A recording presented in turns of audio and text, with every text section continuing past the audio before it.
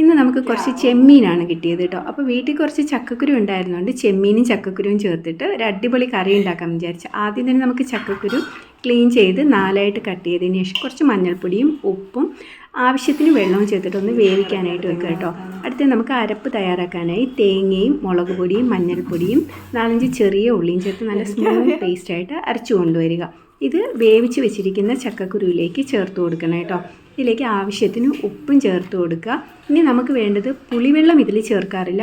പുളിക്ക് വേണ്ടി ഞാനിവിടെ മാങ്ങയാണ് ചേർത്ത് കൊടുക്കുന്നത്. മാങ്ങയും ഒരു മുരിങ്ങയ്ക്ക് നീളത്തിൽ അരിഞ്ഞും കൂടെ ചേർത്ത് പിന്നെ അതിലേക്ക് കറിവേപ്പിലയും ചെമ്മീൻ്റെ തലയും കൂടെ ചേർത്ത് കൊടുക്കുക. ചെമ്മീൻ്റെ തല ചേർത്ത് കൊടുക്കുമ്പോൾ ഒരു പ്രത്യേക ടേസ്റ്റാണ് കേട്ടോ. എന്നിട്ട് ഒന്ന് വെന്ത് വരുമ്പോൾ ഒരു 5 മിനിറ്റ് കഴിഞ്ഞതിന് ശേഷം നമുക്ക് ചെമ്മീൻ ചേർത്ത് കൊടുക്കണം.